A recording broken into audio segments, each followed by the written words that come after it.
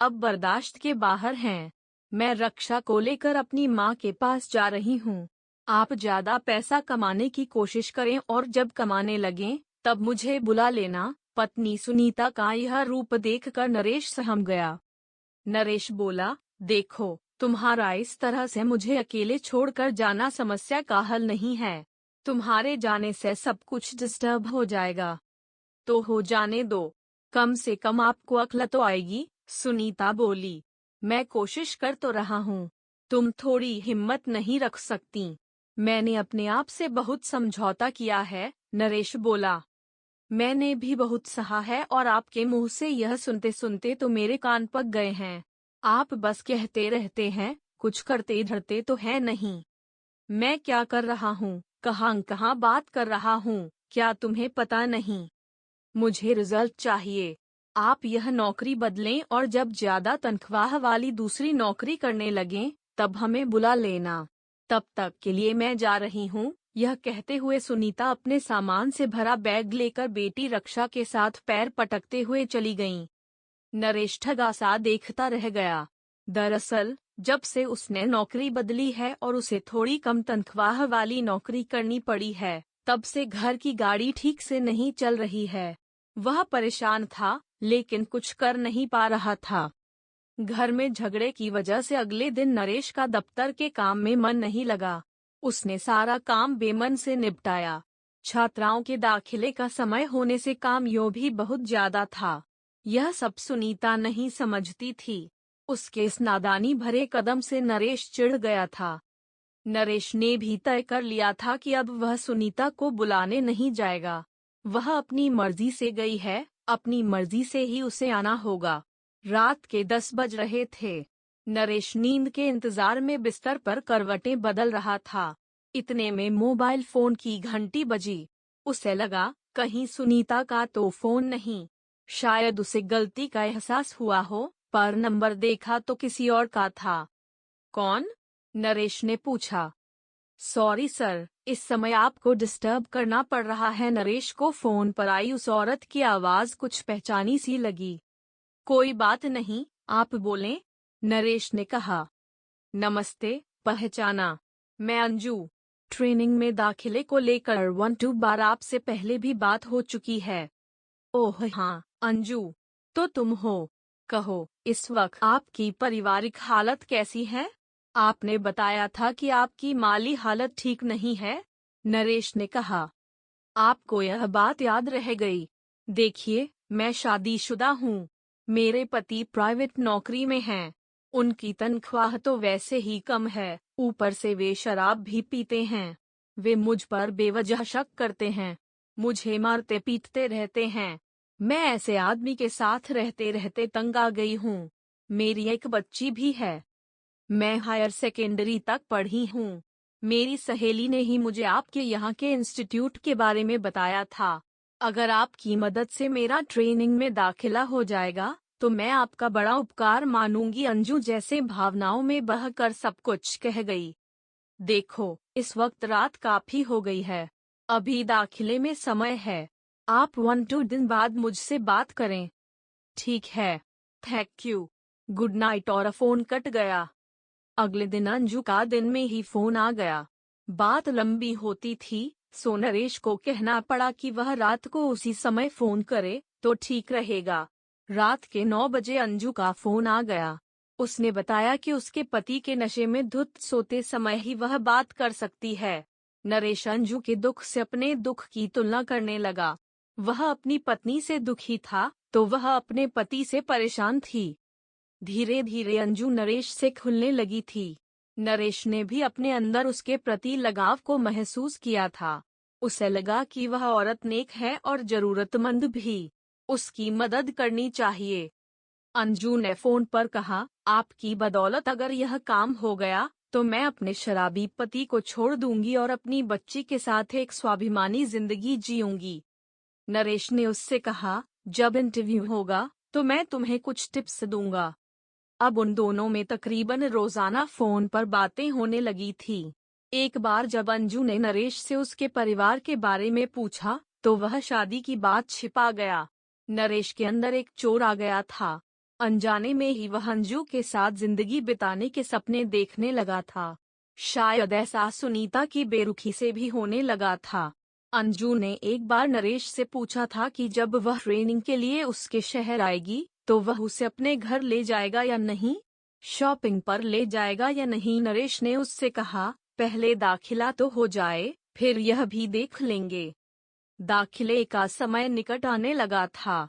नरेश ने सोचा कि अब अंजू का काम होने तक तो जैसे जैसे दिन कम होने लगे थे वैसे वैसे अंजू के फोन भी कम आने लगे थे।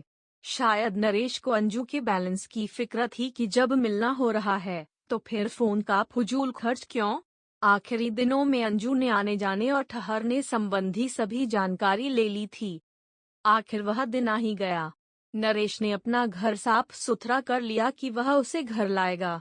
सभी प्रवेशार्थी इकट्ठा होने लगे थे। सभी की हाजिरी ली जा रही थी कि कहीं कोई बाकी तो नहीं रह गया। लेकिन यह क्या, अंजू की हाजिरी नहीं थी। नरेश तड़प उठा। जिसका दाखिला कराने के लिए इतने जतन किए उसी का पता नहीं। यह औरत है कि क्या है, कुछ फिक्र है कि नहीं। अगर कोई रुकावट है तो बताना तो चाहिए था न फोन पर। नरेश ने अंजू को फोन किया, लेकिन यह क्या फोन भी बंद था। यह तो हद हो गई। इंतजार करने के अलावा कोई चारा नहीं था। मुमकिन हो कि ट्रेन लेट हो गई हो। स्टेशन भी फोन लगा लिया तो मालूम पड़ा कि ट्रेन तो समय पर आ गई थी। अब हो सकता है कि टिकट कंफर्म न होने से वह बस से आ रही हो। इंटरव्यू हो गए और सभी सीटों की लिस्ट देर शाम तक लगा दी गई। अब कुछ नहीं हो सकता। अंजू तो गई काम से। अच्छा भला काम हो रहा था कि यह क्या हो गया। जरूर कोई अनहोनी हुई होगी उसके साथ, वरना वह आती। नरेश अगले 2-3 दिन लगातार फोन मिलाता रहा, पर वह बंद ही मिला। हार कर उसने कोशिश छोड़ दी। 5वें दिन अचानक दफ्तर का समय खत्म होने से कुछ पहले अंजू का फोन आया। हेलो, अंजू की आवाज में डर था। नरेश उबला, अरे अंजू, तुम्हारा दिमाग तो ठीक है। यह क्या किया तुमने? तुमको आना चाहिए था ना। मैं इंटरव्यू वाले दिन से तुम्हें लगातार फोन लगा रहा हूँ और तुम्हारा फोन बंद आ रहा है। आखिर बात क्या है? वह एक सांस में सब कुछ कह जाना चाहता था। वह जनाब है, नहीं आएगी, आपकी हालत समझ सकती हूँ, पर मुझे माफ कर दें। आखिर बात क्या हुई? कुछ तो कहो। कहीं तुम्हारा वह शराबी पति।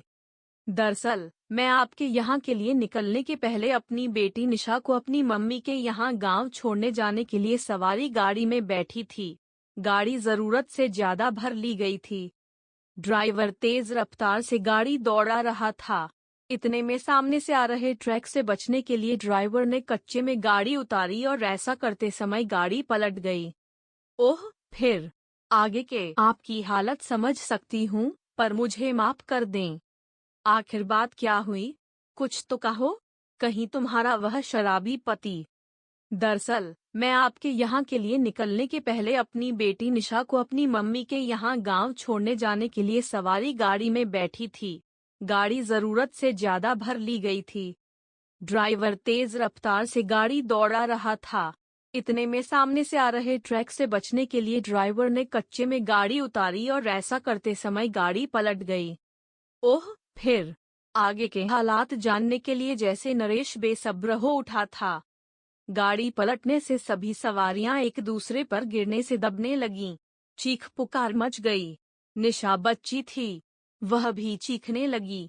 मैं निशा के ऊपर गिर गई थी। तभी कुछ मददगार लोग आ गए। थोड़ी देर और हो जाती तो कुछ भी हो सकता था।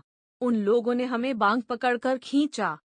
निशा बेहोश हो गई थी और मुझे भी चोटें आई थीं। कई सारे लोग घायल हुए थे।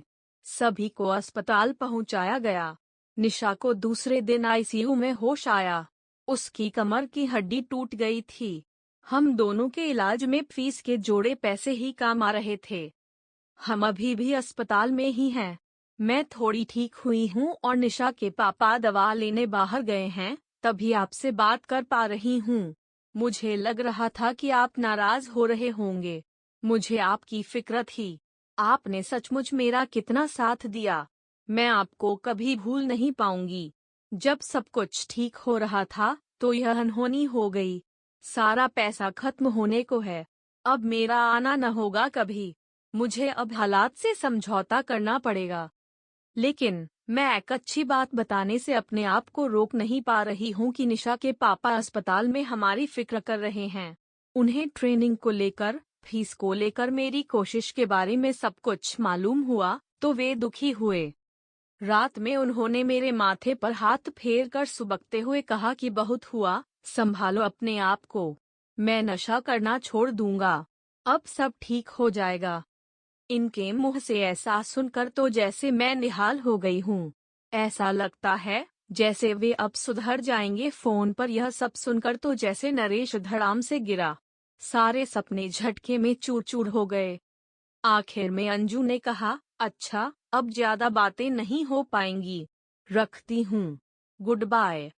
नरेश ने अपना सिर पकड़ लिए।